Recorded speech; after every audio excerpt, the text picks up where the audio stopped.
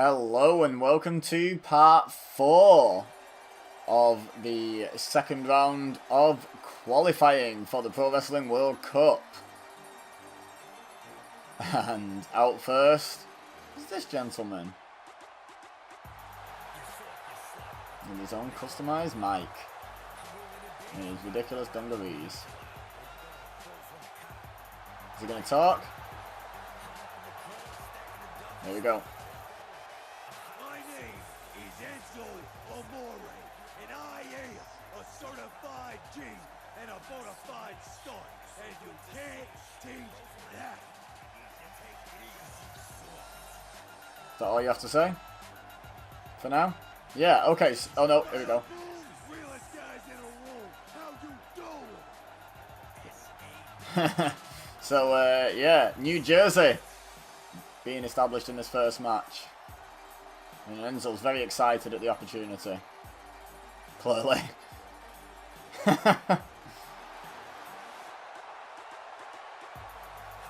Oh, he's done. Okay, I thought he'd have some more to say once he was in the ring. So yeah, triple threat this is going to be to kick things off. And, yeah, Enzo suddenly looks significantly less excited. I wonder why.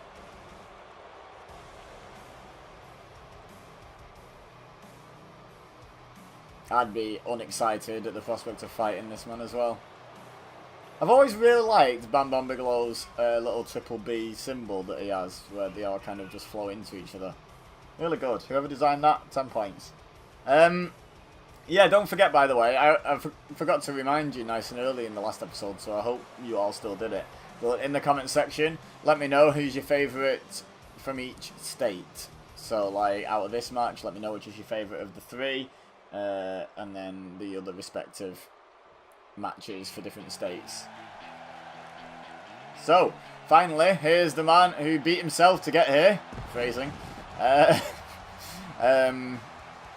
Yeah, he beat the 1992 version of himself to qualify to be the only DDP in the qualifying round, in the second qualifying round. And now, him and Bam Bam, along with Canyon, actually had a team based on the fact that they're all from Jersey. So, back in WCW, the New Jersey Triad, was it? Something like that. I don't know, I can't remember the exact name, but yeah, they had that little team for a while. So they got some history. Neither of these men have any history with Enzo, obviously, different generation.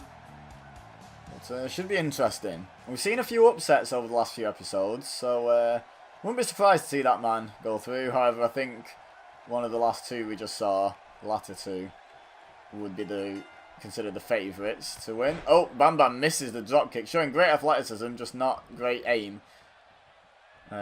Slow start to the match. Here we go. Arm drag, and Enzo's just like, I'm going to chill in the corner. He's like, I'm okay with you two fighting, and I'll just chill. Oh, clothesline from Bam Bam takes DDP off his feet. Enzo capitalises, fist drop. You better stay on top of him, Enzo. You do not want him getting annoyed and getting up, getting annoyed with you and getting up. Jumping elbow drop from the top rope. DDP's up now though. Enzo out onto the apron and shoulder tackled to the floor. Speaking of the floor along with the rest of the arena was designed by the one and only Scott, who is in EWA with me, and he is the arena guy over there. Me, him, and a couple of others help to run the place, and he's basically in charge of creating the vast majority of the arenas and championships. In fact, he's our community creations guy, and he's very good. And I asked him if he'd put this arena together for me, and he sure did. So there's I'm shouting him out in each episode, not because he wanted me to particularly, just because, you know, he was nice enough to make it for me, and I want to say thank you. I want to say thank you a proficient number of times. Sufficient, not proficient. Oh, interrupts that move with a running clothesline. Back to calling the action now that we've shouted Scott out. Scoop slam? Oh no. Oh, drapes him across the top rope. Now Enzo comes to get involved and then thinks better of it. But Bam Bam's not letting him off that easy. Off the ropes. And just lets him run into him and just knocks him flat. Using his size advantage, his distinctive size advantage, beats him down to the mat. clubbing forearm to the back. Now a gut wrench suplex. And now a stomp. And is he going to go for another one? We don't know because DDP running drop kick to the side of the head. Taking advantage of Bam Bam being distracted by Enzo. But Bam Bam's back to his feet. These two would be quite smart to team up on him here. Hangs DDP in the tree of woe. Uh-oh. Bad times for DDP. Getting choked now by the boot of Bam Bam. Bam Bam Bigelow's boot. And now taking it to Enzo. But Enzo fights out. Single arm DDT. And now Bam Bam rolls out. Might be wise because they were about to team up on him, I feel, because he was dominating so much. But now they go after each other. Drop toe hold reversal from DDP. And now going for the pin while Bam Bam's out the equation. I doubt that'll be enough. Not even a 1 count. Not even a count of 1. Lets him set up. Picks him up gut wrench style. And then, oh, gut buster. Nice move by DDP. But Bam Bam comes in, takes advantage of the distraction. Samoan drop. And now he's going up top. This can't be good news for anyone. Enzo's getting up. I'd stay out of Bam Bam's way if I were you. Wow, big splash off the top. And I can call that a big splash. I know I say big too much in my commentary, but that was big. Belly to back suplex. Yep, successful. And he's laid them both out, like right next to each other. Not messing about in this match, Bam Bam. He wants to go to the World Cup, clearly. Although Enzo now... Oh, I wouldn't wiggle your bum at Bam Bam Bigelow. But kind of like a stunner onto the knee. What's he doing? Come on, just crack on and hurt the man. That was a very strong-looking running punch to the side of the head of the already kneeling Bam Bam. But maybe a bit too much showboating in general from Enzo here. And Bam Bam's back in control. But Enzo reverses the powerbomb attempt into a DDT. Very nice athleticism. And a dropkick for good measure to DDP. Bam Bam's back outside the ring again. And now Enzo trying to take advantage of that situation. Gets a 1 off the dropkick. Now he's going to lock DDP up with the leg scissors. But DDP turns it over. Can he slip his head out? He does. Now Enzo at a disadvantage as he gets up second. Reverses out of the DDT attempt into a Russian leg sweep, however. Maintains the advantage. Going for another pin while Bam Bam's not in the equation. 1 and another 1 count. Going to need a lot more damage before you can put away either of these legendary superstars.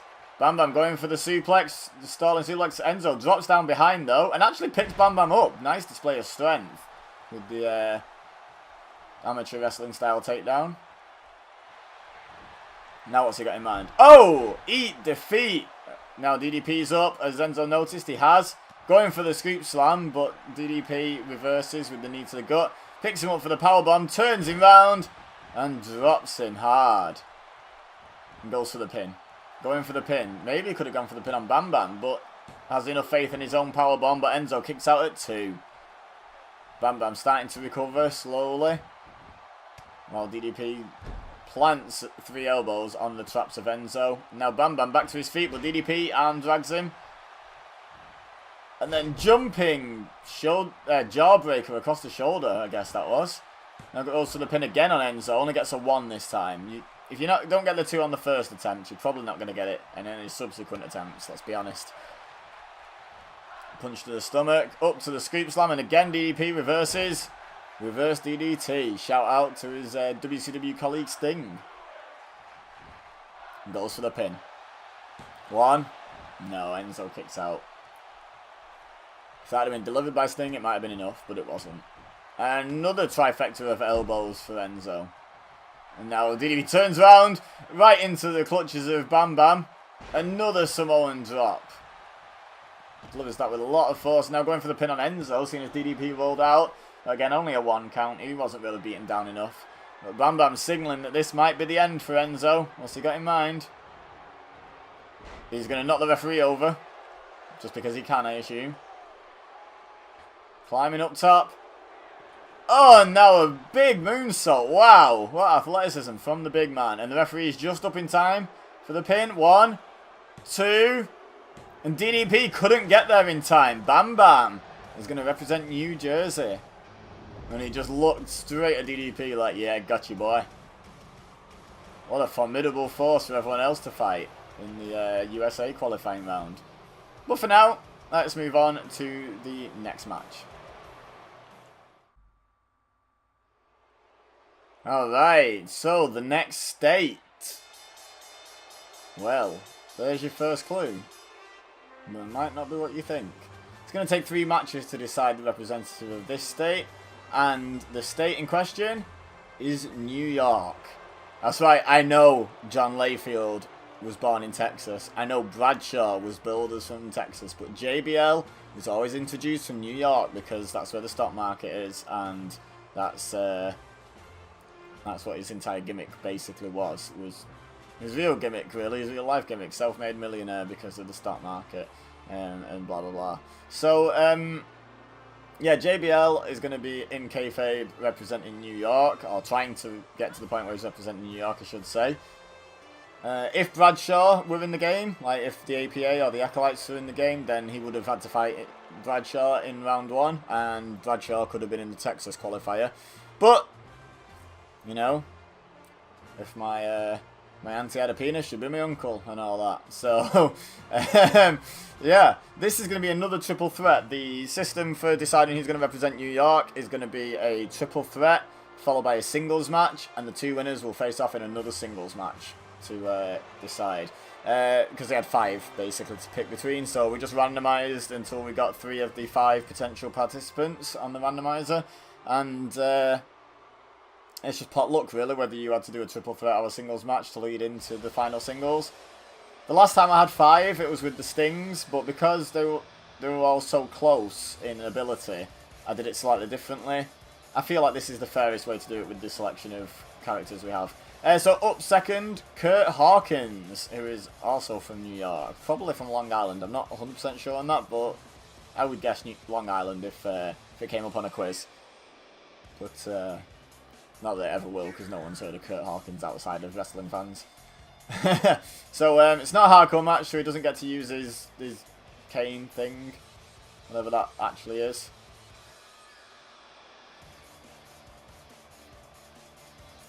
But yeah, there's going to be 3 participants, and Kurt Hawkins is obviously, as per usual, the least likely of all the participants to win. Maybe a boost for his career in a way to end his undefeated streak. He could win here to end his, not his undefeated streak, his winless streak, his defeated streak, if you like. He could win here, then win the singles match against the winner of the next match, and then he could win the qualifying process to represent America, then win the World Cup. And that would make everyone forget about him being a loser, right? That'd do it. Okay, so we just saw this man's in-game tag team partner in the last match. Let's see if Cass fares any better. Luckily coming out without a microphone.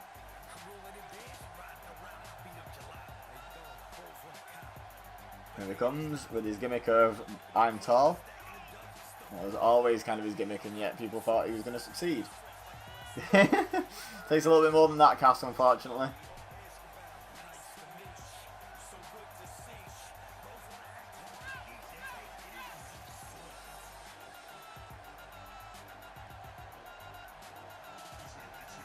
So, here he comes. Let me show you how tall I am. Look at that. I can step over the top rope. Are you impressed? How are you doing, he says. Doing fine. Doing fine, thank you. Has to ask all 3 sides for some reason. Anyway, now you get to get the show on the road. JBL, Kurt Hawkins, Big Cass for a spot in the finals of the New York representative mini tournament.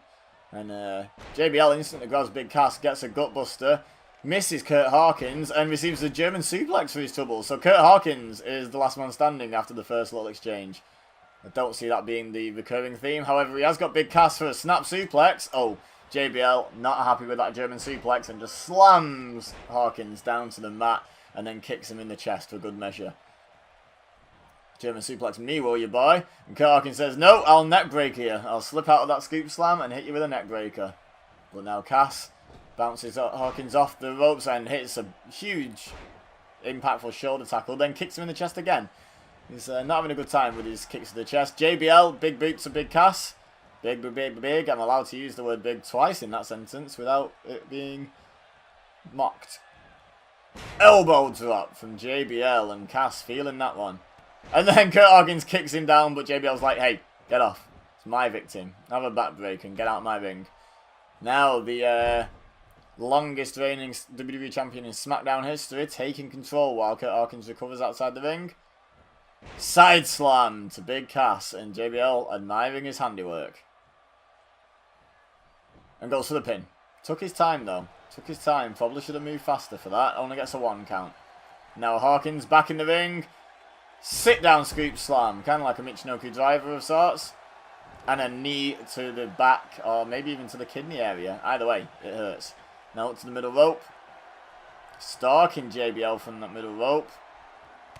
Well, Big Cass comes over and Kurt Hawkins, not happy, has to jump down. And then takes his anger out on Big Cass once Cass is done with JBL. And wow! Bit of strength there from Kurt Hawkins to manhandle the big man like that. And goes for the pin on JBL as Cass rolls out. Only the 1 count though. Only the 1. Stomps JBL. Sits him up. Oh, he's picking him up slowly but surely. The 3-stage pickup. No, he goes for the chop, but JBL using a bit of quickness. Rolls out the way. And a neck breaker. Very nice. Not done with Kurt though. He should have spotted Big Cass coming in. But Big Cass is quite happy to just show off for the crowd. While letting JBL manhandle Kurt Hawkins at the moment. Double axe handle. Oh, he was going to throw him into the ring post, I think. But Big Cass takes them both down and then hits a pump handle slam on Kurt Hawkins. Punch to the back. Going for the scoop slam.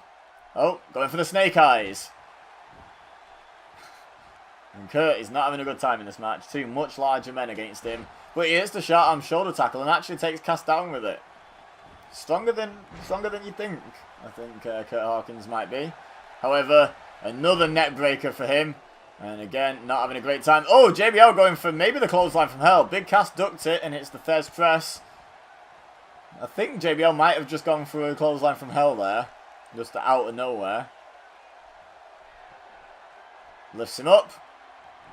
Oh, slams him down to the mat. High impact. 1, 2. Oh, Cass just got... not Cass. Hawkins just got there in time, preventing Cass from winning the match. He thinks he's going to capitalise on JBL, but Cass is having none of that. Not impressed with Hawkins. Breaking up his opportunity to win nice and quickly. Keep himself fresh for the following match that's coming up. JBL reverses and then slams him down to the mat. And now carries on slamming his head off the mat. Nothing fancy, just impact. Lifts him up into a fireman's carry. And now he's going to snake eyes him out of the fireman's carry.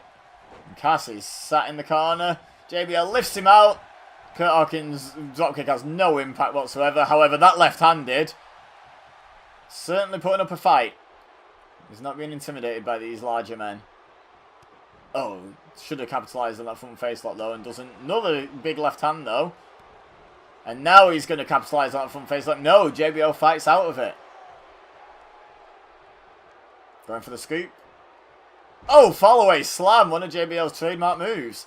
And then punch to Big Cass, but gets the fireman's carry takedown for his troubles. Now Cass has control of JBL. Where's he wanting to take him? Oh, doesn't quite get there because JBL starts to fight back. Starts to gain his bearings. Going for the suplex. Cass blocks it. Hits a snap suplex of his own and JBL rolls out. And now he remembers the fall-away slam that Kurt Hawkins suffered. Only a 1 count though. He's had plenty of time to catch his breath and recover. Kick to the back and Kurt Hawkins isn't having none of it. Right hand. Scoops him up. Sit down slam. Brings him away from the ropes. Going for the pin. Yeah. Hoping he can put him away with the Michinoku driver. But no, a 1 count. And JBL says, how dare you try and win the match. And kicks Kurt Hawkins. I was going to say in the chest, but I think he actually got him in the head. Thinking he may have knocked him out, but no. Kurt Hawkins still got a lot of fight in him. He may have a very long losing streak, but he's got a lot of fight in him. Elbow drop from JBL. Now he thinks he's ready to put him away. He's not noticed Big Cass stirring though. Might be a problem for him. Going for the pin. Cass is like, what are you doing? Seriously, what are you doing? Breaks it up at 1. Not even taking the risk. JBL, though, straight into the backbreaker on Big Cass. Not messing about. But he goes to capitalise on Kurt Hawkins, and Kurt Hawkins rakes the eyes. And a jumping DDT. He goes to the pin. Could this be a huge upset? Probably the biggest upset so far if he gets this. JBL kicks out at 2. I thought he had him for a second, not going to lie. Hawkins not losing any confidence through his losing streak. Still just exuding confidence is what he's doing. JBL goes for the suplex. Oh, knee to the head. And now what's Hawkins got in mind? Got him by the leg. Oh, and flips him over. Lands face first. And now Cass is a bit stunned. He's like, really? This is happening? Big neck breaker from Kurt Hawkins to Big Cass as well. Now, who does he go for? He's going for the pin on Cass by the looks of things. 1. Oh, only a 1 count. Picked the wrong guy to try and pin. I don't know if either of those moves are his finisher, because let's be honest, who really knows what Kurt Hawkins' finisher looks like at this point? Nearly 200 losses in. Punch to the gut. JBL gives one back. Scoops him up. Side slam. Sits admiring his work. Big Cass starting to stir though. Oh, kick to the gut for his troubles. Kind of punted him in the ribs. Went to Irish whip him. Cass reverses. JBL out onto the apron. Cass says, nope, get back in here. You're not getting off that lightly. Goes for the pin. 1, 2. Kicks out. Kick to the back. Cass lifts him up. Oh, big boot from Big Cass. And now, what's he got in mind here? He's going for, it looks like a camel clutch. Going for the submission. Kurt Hawkins sneaking in behind him though. No siree. Break it up. He's trying, but Cass isn't even feeling the attacks. Luckily, JBL breaks out. And Kurt Hawkins just seemed to lose his spirit for a second there when Cass was just no-selling those punches. Just went and sat in the corner. He's back up now, though. And a huge jumping DDT. Goes for the pin. Cass just getting to his feet, though. Breaks it up at 1. Kurt Hawkins not happy with that. Throws Cass into the corner. He's putting up a respectable fight here. Maybe getting a bit too overconfident now, though. The running forearm in the corner works, though. The Cass pushes him off when he tries to capitalise. Picks him up. And slams him down and goes straight into the pin. 1, 2. And Big Cass advances. Pinning Kurt Hawkins. Chalk another one up in the loss column. Sorry, Kurt. Alright, so let's find out who Big Cass is going to face. Alright, let's find out who Big Cass will be facing. One-on-one match, first one of the episode. And option number 1, Luke Harper, is apparently from New York. Can't remember if that's in kayfabe or real life or both. But the archery skills like that, he should be from Sherwood Forest, am I right? Am I right? Of course I'm right. Looks like your typical New Yorker, doesn't it? Really? Again with the asymmetrical arm attire, by the way. That's been a running theme in this series, as I've been questioning why people like Finn Balor and Diesel and Scott Hall all have asymmetrical arm gear. Wonder what the deal is with that. Wonder if anyone's got a reason, or if they just wear, like, started off wearing random stuff to try and be a little bit different and ended up sticking with it. I don't know. Either way, here's Luke Harper. Do not envy his opponent, whoever it may be, but especially with me knowing who it's going to be, certainly do not envy him. Also, don't feel sorry for him. Yep. Yep. Zack Ryder.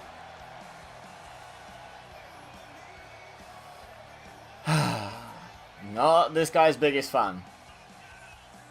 At all. But he is from New York, so he gets the opportunity. Former tag team partner of Kurt Hawkins, so maybe he could win here and try to get revenge on Big Cass for pinning his buddy. Remember, they came into WWE as the Edgeheads, when they both had long hair and wore Edge's attire.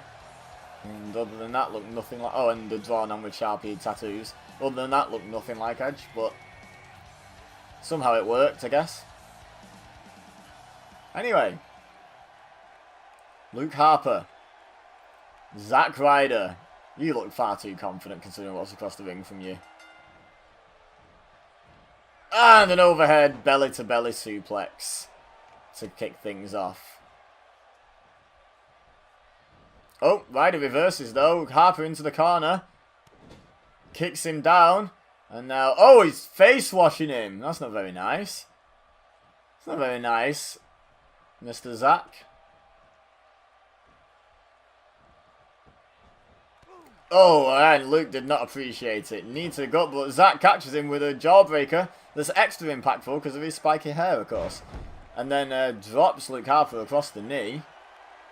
Luke's struggling to get back to his feet. Zack Ryder looking confident in the corner.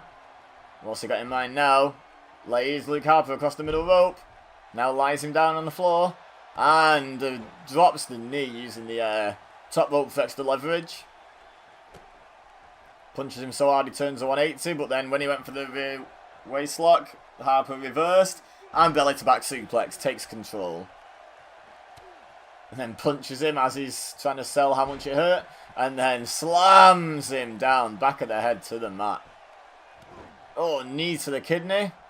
And Zack Ryder's not having a good time. Irish whip. Lifts him up. Kind of like a sky high, D'Lo Brown style there. And now Zack's the one crawling up the ropes. But Harper doesn't even let him get up. Just slams him back down. Goes for the kick, but Ryder moves out the way. Russian leg sweep. Nice move there by Ryder, actually. Getting out the way and getting behind him. Taking him down. He probably knows he's not going to win this match standing toe-to-toe with Luke Harper. As evidence there, where he had no impact off the rebound and then got slammed for his troubles. Kick to the back. And now Luke Harper going to the middle rope. Stalking Zack Ryder as he gets up to his feet very slowly. Whoa, hello! Jumping Hurricane Rana. As you do when you're like... I don't know, he's got to be at least 6'6". And pushing 300 pounds. Oh, Ryder managed to claw up on the apron up to his feet. And Luke Harper just shoulder barges him off the apron. Makes him regret his decision. Now kick to the gut.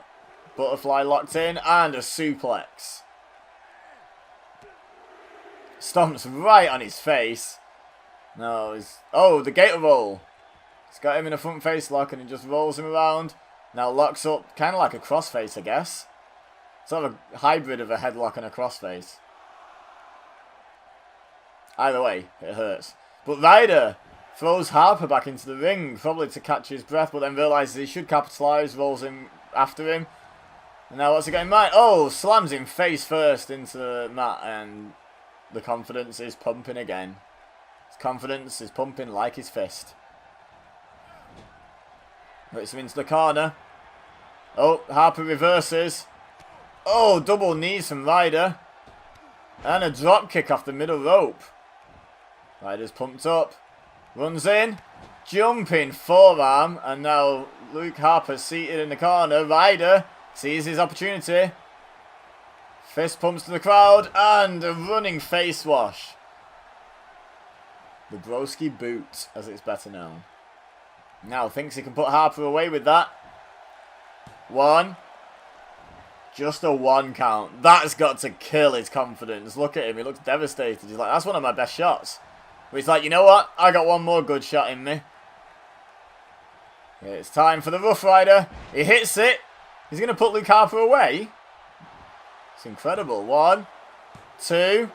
No. Okay, now Zack Ryder's got to be wondering, what do I got to do? What do I got to do? Climbs up to the middle rope. Luke Harper starting to stir. Zack Ryder waiting for him. Another middle rope drop kick to Luke Harper. Running out of ideas, I feel, Zack Ryder. Nothing he's not really done to him out of his arsenal. Oh, and takes an elbow to the head. Now, here's the momentum. Changing hands. Picks him up, slams him down. Kind of caught his neck across the bottom rope for extra impact there. That's gotta sting. Make it hard to breathe as well. Referee not counting. Okay, yeah, he is now. 1, 2, 3. Puts him away. Good fight by Zack Ryder, though. He put up a good battle. Not as easy as Luke probably thought that was going to be. Anywho. We know it's going to be Luke Harper against Big Cass.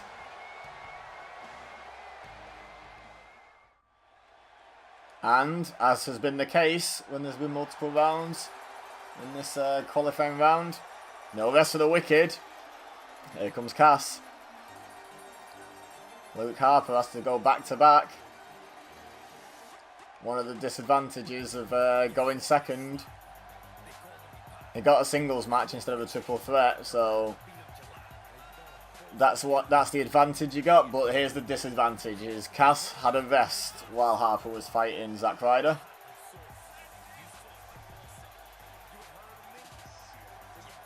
But now he's back, and it's a battle of the big men to represent New York, the big man territory. Seems appropriate somehow.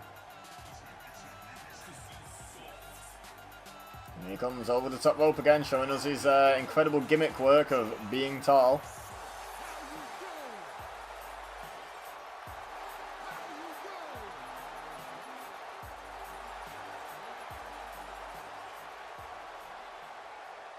So, Luke Harper, can he win back-to-back singles matches, or will Big Cass take advantage of the situation, having won a triple threat? So he's earned his way here. And he hits the Russian leg sweep to kick things off and goes for the pin. He clearly thinks Harper's been very weakened, but Harper's like, no, you walked down to the ring too slow, buddy. I've recovered. Somewhat. Harper with the wrist lock. Cass reverses it into a top wrist lock. And then Harper into the hammerlock. Who thought we'd be seeing some technical chain wrestling out of these two? Certainly not this guy. And a German suplex. Luke Harper showing that he is not just a big hairy brawler with wild eyes. He can wrestle. Now lays Big Cass across the middle rope. What's he got in mind here? Oh, and he goes straight through for extra impact. And straight back. You see how quick he came back in the ring? He's not messing about. He wants to win this match. Off the ropes. Clothesline. Wow. So Luke Harper, after fighting in his second successive match that he's fighting, was in control, but Cass caught the kick and runs him over with a clothesline of his own. Well, Luke Harper was cooking with gas, and he's still not staying down. Look at this! Another Hurricane Rana. First match it was off the middle rope. This time, just runs up and jumps up for it. Big Cass trying to take the bottom rope with him. But that may have been a judgment error by Luke Harper, thinking he had more time than he did. And Harper pays for it. Cass makes Harper pay for it, is what I was wanting to say. Left hand. Right hand. Another right. And another right, and Harper goes down. Oh, but kicks Cass in the knee to slow him right down. And a super kick. Kick to the chin will slow you down even more than a kick to the knee. Elbow drop to follow up. Now what's he got in mind? Oh, kicks him down. Kicks him in the back. Now what's he got in mind at this stage? Slams him down to the mat. He's just toying with him, like sort of lifting him halfway up, then slamming him down to the mat. And now a big splash. The big man can fly. 1, 2. Oh, and Cass barely kicks out. Lots of impact on that splash when you're the size Luke Harper is. If you're willing to take that big risk. You might just get that big reward, but a punch to the stomach is the reward for taking his time, capitalising on Cass being down. However, Cass can't build any momentum. He's clearly still winded. And now Cass is up on the top rope, but against his will. But he gets the back elbow, and now jumps off with a shoulder tackle. Nice. Who'd have thought we'd have seen 2 top rope moves in this match? We've got some chain wrestling. We've got 2 top rope attacks. This is not the match we were probably expecting. By the way, don't forget to let us know, out of the 5 New York representatives, who's your favourite? And also the 3 New Jersey representatives. 1 more state will be settled after this match. But no spoilers, guys. No spoilers for you. By the way, I should mention, since we're clearly up to the end states, there could have been a qualifier for Nevada had Godfather beaten Papa Shango in the first qualifying round to represent Charles Wright. Oh, here's the finisher that puts Zack Ryder away. Could he get him? I'm just going to fill this in quickly. However, his potential opponent, Jim Neidhart, goes automatically. Kick out by Big Cass. I'm glad that wasn't the finish because I was in the middle of telling you something. Yeah, Jim Neidhart will represent Nevada in the final qualifying round, which I haven't mentioned how the qualifying rounds are working. After this round is finished in tomorrow's episode, then we will have the rest of world qualifiers. Clothesline over the top rope to Big Cass. Now what's Luke Harper got in mind? I'll tell you about the qualifying rounds in a second. What's he going to do? Oh, he dives through the ropes and takes Cass out. Wow. Luke Harper not messing about. Certainly not the match you're expecting to see from these men. Goes for the suplex, but Cass reverses and knocks him down with the right hand. Okay, hopefully a little bit of respite here. I thought Cass was going straight out. So yeah, after tomorrow, the day after tomorrow, we will have the beginning of the rest of world qualifiers, establishing who's going to represent countries such as Canada, England, Australia, Japan, Mexico. Loads of countries need their representative determining. So that will be happening. And then the final qualifying round will be all of the state qualifiers, plus anyone who is the only available representative of their home state, such as Jim Neidhart for Nevada, all going into the hat to choose who's going to represent the USA. And that should be over by the end of May. And then the World Cup itself starts when the real World Cup starts on the 14th of June. As you may have noticed if your attention to detail is good. Oh my god! Luke Harper pulling out all the stops to try and put away Big Cass. Yeah, as you may have noticed, our World Cup isn't taking place in Russia. It's actually moved to Bulgaria because we don't have a Russian wrestler. We have a Bulgarian now. So, Rusev is the host nation of the World Cup. And as such, it only seems appropriate to begin it on Rusev Day. Anyway, I've waffled enough and not really called the action. Knee to the kidney by Luke Harper. Spins him round. He's going for his finish again. He is. Will 2 be enough to put Cass away? 1 was enough for Ryder. Will 2 be enough for Big Cass? 1, 2, 3. It is. Luke Harper will represent New York in the final qualifying round. Now, we've just got one more state to figure out who's going to be the representative. So I figure we'll just get on with the next match.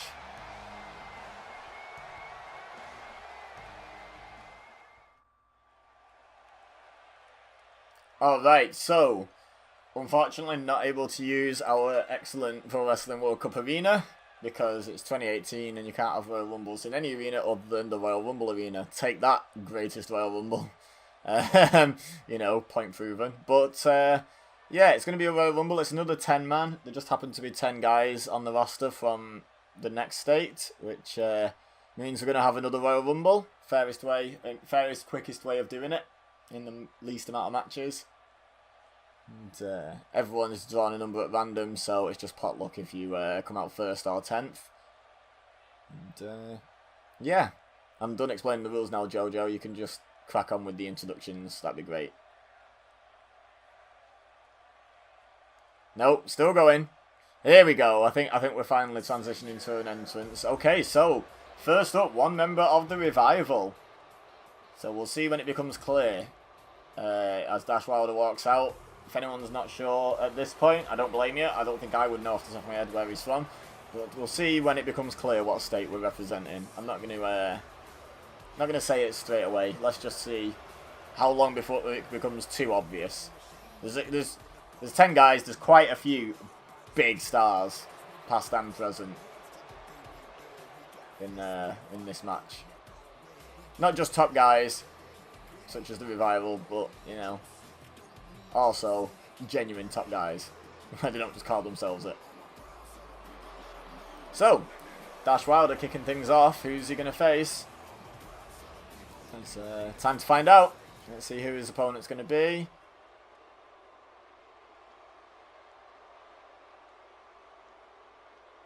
In your own time game. Oh, okay. So, a lot of you may have just figured it out. I'm sure a lot of people watching will know where these brothers are from. I think this is as good a point as any to just give the game away, because I think most people will have got it anyway. It's Matt. Okay, so both men's tag team partners are actually in this match, as they're also from the same state. The state is North Carolina, and I'm sure now I've said that, some of you might have just thought of a certain legendary two-time Hall of Famer who is from that state. Yes, he is involved in this match. Don't know what order, obviously, but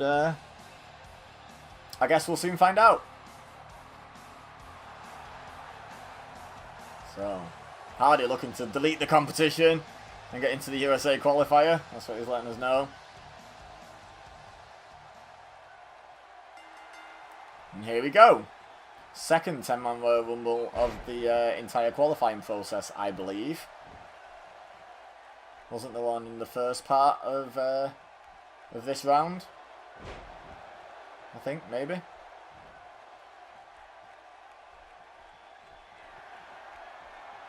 Suplex from Matt. Oh, but Dash Wilder reverses with the knee to the head. And now going for what? Oh, okay. Oh, here comes R-Truth. Oh, face buster. Very nice. Very nice move by Dash. And a European uppercut. And R-Truth makes a beeline for him, but gets a European uppercut of his own. Doesn't go down like Hardy did, though. And now a snap suplex. Dash Wilder taking the early lead in this match so far. And that's important. You don't want to get beaten down too much when you're entering in at number 1. Hits a chop. Woo, indeed. And now they're just punching Dash Wilder. Oops, easy for me to say. Up against the ropes. And now R-Truth up on the middle rope. Slightly risky, but not too bad. Diving elbow drop as Jeff Hardy joins his brother in the match. Will they use their teamwork to try and ensure one of them wins? Oh, well, Dash Wilder can dropkick 2 men down, so now there's just him and Jeff left standing. And Dash with another European uppercut to Jeff. And yeah, the Hardy Boys are trying to divide and conquer, but it's not going great for Matt at the moment. R-Truth's got him in a precarious position. But throwing the elbows at the Hardy Boys. And now Jeff, this World Cup, clearly bigger than any family or friendship, as the Hardy Boys have started fighting. German suplex from Jeff. Carl Anderson is entry number 5, and we are now halfway through. Halfway through the entrance, anyway. Atomic drop from Jeff to Matt, and then R-Truth tries to scoop him up, but Jeff hits a reverse DDT. Oh, and then cuts Dash Wilder off from trying to get the cheap shot in, and then Matt hits a reverse DDT on Carl Anderson. Lots going on in this match. They start to get a bit tricky to call as the ring fills up, but I'll do my best. Certainly keeping my eye on elimination attempts. There's some chops again from R2. Seems appropriate considering who else is in this match. And now Tatanka. Native American, but is actually billed as being from North Carolina. So, yeah. That's apparently where he is based. Goes straight after Jeff Hardy. And now, oh, R-Truth trying to eliminate Dash Wilder, and Matt Hardy trying to eliminate Carl Anderson as Tatanka stomps away at Jeff. Dash Wilder trying to hold on to that bottom rope. Matt gave up on Carl Anderson for some reason, and Dash Wilder gets back in. No one's eliminated yet. Ah, here's the other member of the Revival, Scott Dawson. Carl Anderson trying to weaken Matt Hardy a bit more before he tries to eliminate him. What's Dawson going to do? Is Dash and Dawson going to work together? Or will they be like the Hardy Boys and quite willing to fight even at this early stage? Speaking of Dash Wilder, he's trying to get eliminated by Jeff Hardy here. Well, he's not trying to get eliminated, he's trying not to get eliminated. You know what I mean. Punches Jeff Hardy in the head to stay in the match though. But Jeff's having none of it. Throws him over the top rope. Dash holds on. And Jeff nudges him. No skin in the cat for you. Dash Wilder is first in and first out. And now here's why the chops are appropriate. And here's who you should know is from North Carolina. The Nature Boy. The second Nature Boy. And Matt Hardy's eliminated. I didn't see what happened there. I just saw him fall out the ring. German suplex from Scott Dawson to R-Truth. And we've had 8. We've got 2 remaining left to come into the ring. Carl Anderson, super kick to Ric Flair. And R-Truth with a suplex. Oh, into a DDT. Nice move to Scott Dawson. Now Jeff crawling into the corner, hoping to bide some time, but R2 spotted him.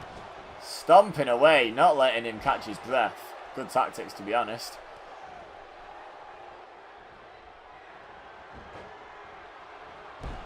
Carl Anderson taking a sneaky breather, but Scott Dawson spotted him. And Ric Flair stalking Tatanka. What's he got in mind here? Powerbomb. Not something you see Ric Flair do an awful lot. But Tatanka reversed it. And then Jeff Hardy just eliminated R-Truth as he tried to hold on. Ric Flair feeling the effects of that facebuster reversal from Tatanka. He hits a suplex powerbomb hybrid thing. Powerbomb suplex, we'll call it. To Carl Anderson. And now Dawson tries to do like a backbreaker to Jeff Hardy, but he flips out of it and then levels Dawson with the right hand. Absolutely flattens him. Drop kick from Jeff. And now Carl Anderson getting a bit overconfident. Jeff's on him. He's got him in position. Runs in, clotheslines him over the top rope. And Carl Anderson is out. He will not be representing North Carolina, and neither will Scott Dawson after that clothesline from Tatanka. Number 9 is Cedric Alexander. Now, I know who number 10 is. But if you don't know that he's from North Carolina, you won't be anticipating this. Oh, and Jeff Hardy clotheslined over the top rope by Tatanka. 2 eliminations in a row for Tatanka. Great showing. And now the old school veterans beating down the young whippersnapper Cedric Alexander. Oh, I thought he was going for a figure 4 as Ric Flair watched on then, but no, just a leg drop across the knee. And Ric Flair clearly felt the same way and looking to take advantage. And a pile driver as the final man makes his way to the ring. And everyone is in a spot of bother, I think you can agree.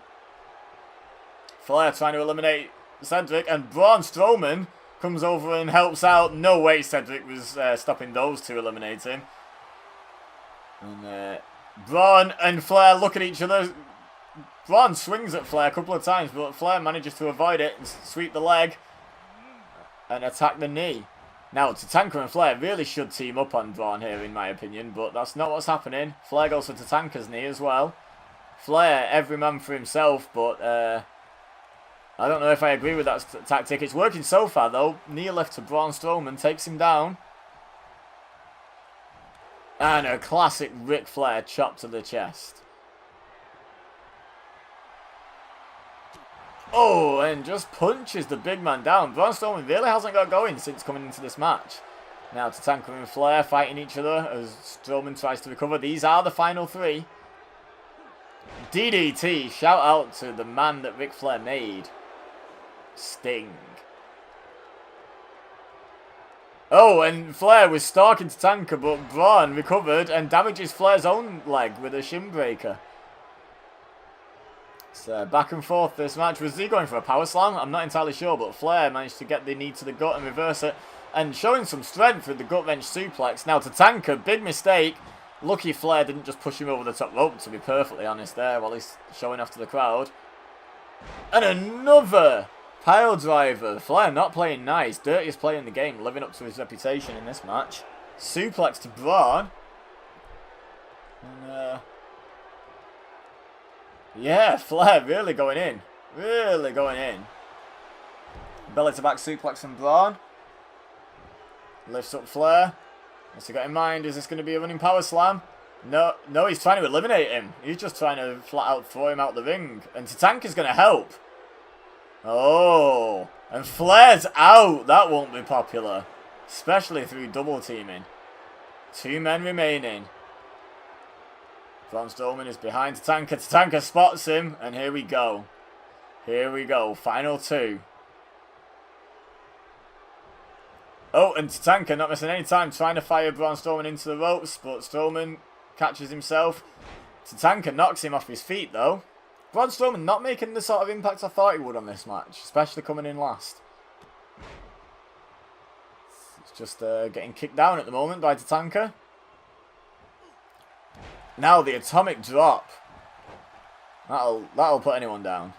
And Tatanka going to the middle ropes. Fairly safe when there's only one other man in the ring. I wouldn't wait for him to get to his feet though. See how this works out for him. He misses. Braun Strowman, quicker than he looks, because he's a huge man, but he is fairly quick on his feet. Backbreaker to Tatanka. Very nice. Lifts him up. What's he got in mind now? He's going for like a powerbomb, I guess.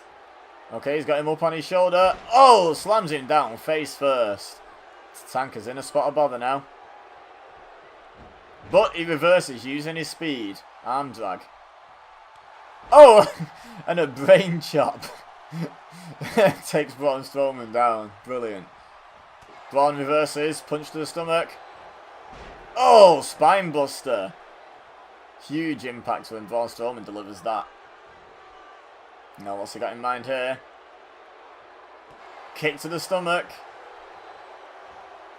Lifts him up. Oh, knee lift. And then knocks him down with a double axe handle. He's starting to build his momentum now, Braun Strowman, just in time, in fact. Now what's he got in mind?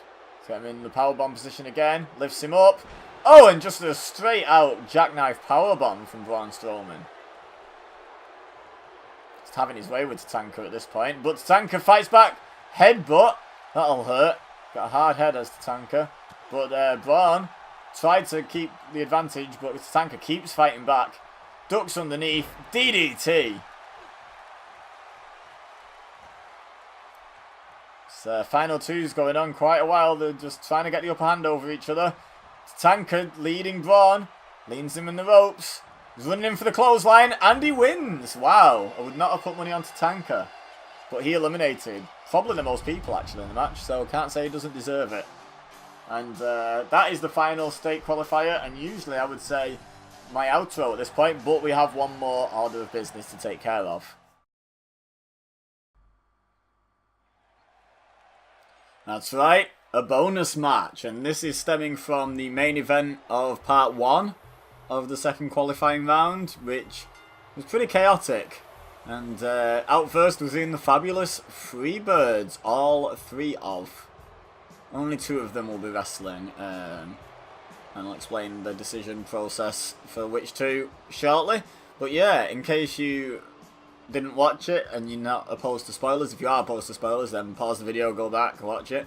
But the main event was the final of the Georgia qualifiers, and it was Michael P.S. Hayes against Goldberg, and plenty of random stuff happened, including Goldberg being distracted by the fabulous Freebirds music. So Michael P.S. Hayes' partners tried to get involved, just playing this music just to distract Goldberg. So that's a thing that happened. So obviously Goldberg's going to be in this match. He wants to get even with the Freebirds for trying to screw him out of a World Cup spot.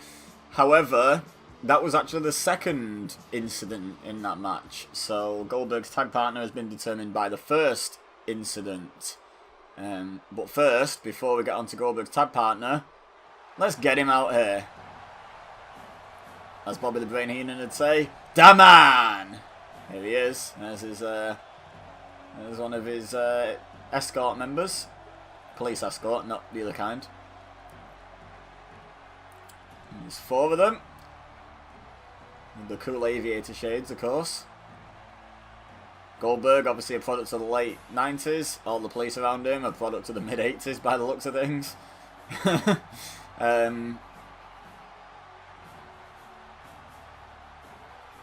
So yeah. He has a tag partner. He probably didn't want one. He'd probably quite happily take on all 3 Freebirds. But the Freebirds wanted him to have a tag partner because they wanted to get even with his partner. So we actually saw this. Did we have our first bonus match on episode 2 of qualifying round 1, I want to say? After the Finn Balor versus Finn Balor match on episode 1 of qualifying round 1. The first episode of the entire qualifying process. Featured some interference from, I believe it was Samoa Joe and Bray Wyatt. So they ended up having a tag match, and we're seeing a similar story play out here, where some interference has led to a bonus match, a grudge match. Now, spoiler alert again, Goldberg, I believe, did eventually move on to the 4th qualifying round to represent Georgia, to potentially go on to represent America in the World Cup, but he didn't want to wait until after the World Cup was over. He wanted his revenge. on the Fabulous Freebirds. And the Fabulous Freebirds wanted revenge on his partner, so everyone agreed. Everyone agreed.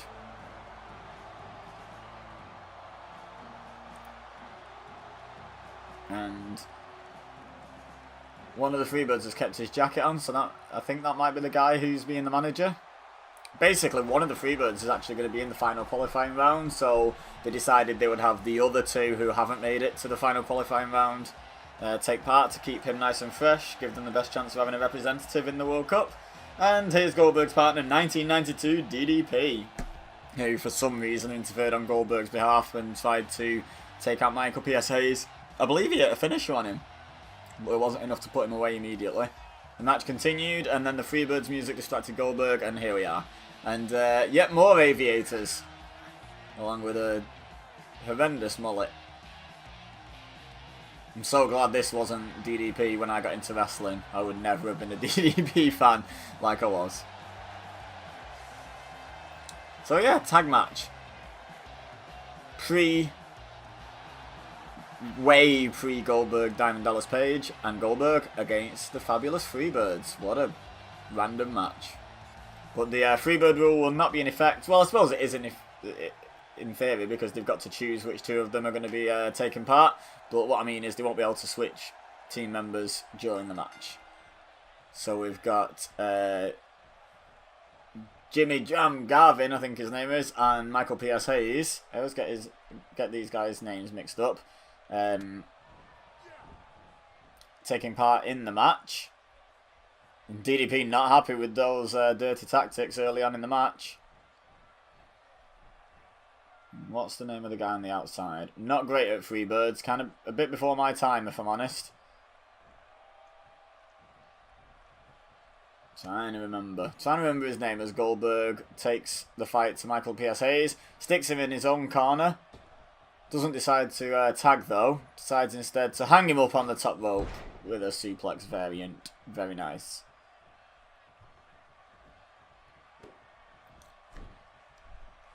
Now what's this? A powerbomb? Oh, into the suplex. We've seen a few people use that over the course of these qualifiers. A powerbomb suplex hybrid. And then a kind of judo hip throw. And Michael P.S.A. is already looking desperate to get the tag. So this match hasn't been going on for very long, but he already looks desperate. Runs him over with the clothesline though, and now fighting dirty. Kind of have to when you're fighting Goldberg, to be fair. And now Goldberg into the Freebirds corner. And he gets the tag. Garvin in.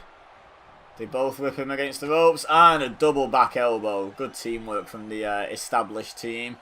But Goldberg jumps through and gets the tag to DDP. He runs in but receives a back body drop for his troubles from Garvin.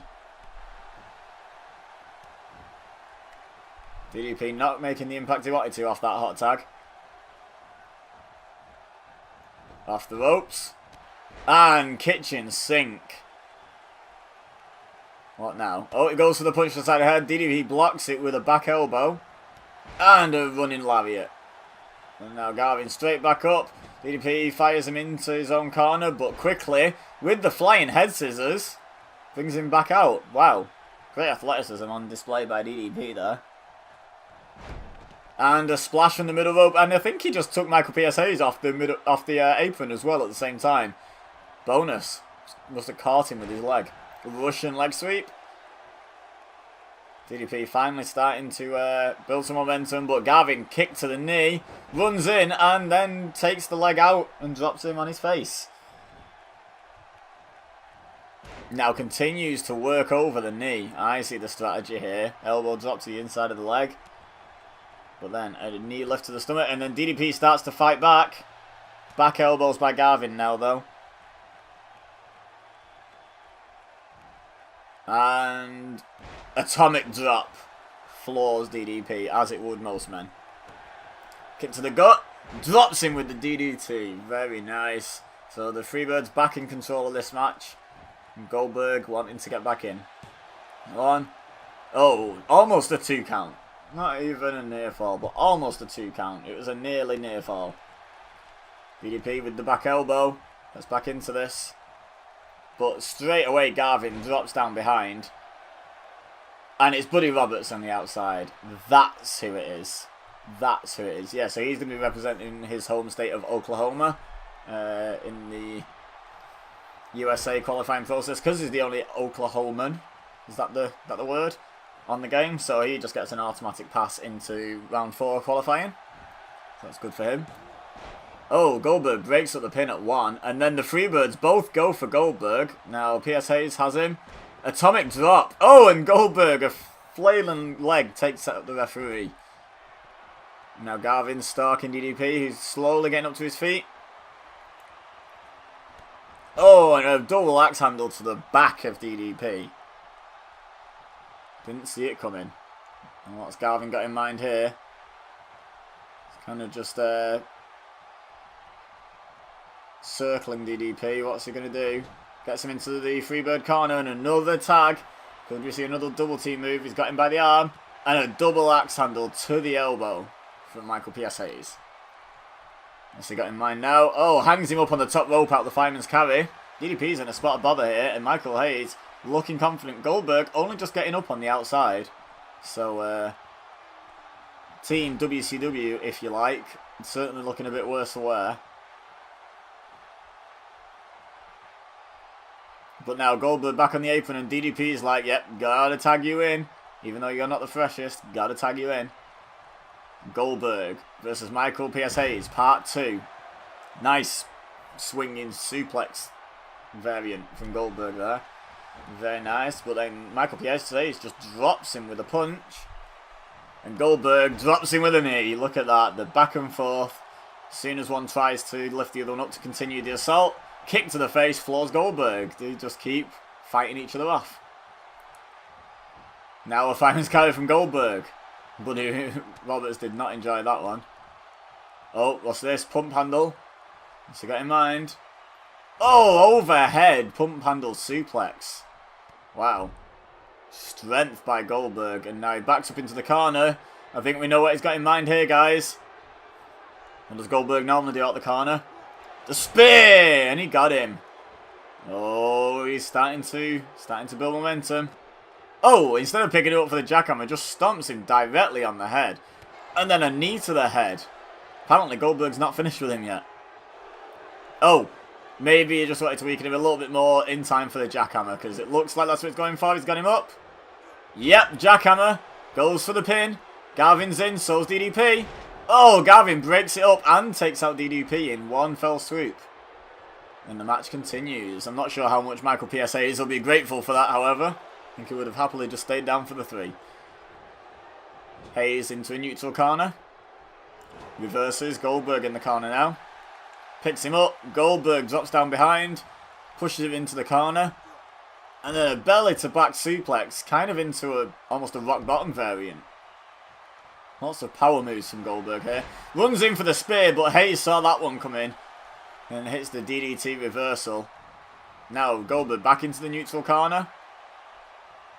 What's Hayes got in mind for him here? He's got him by the head.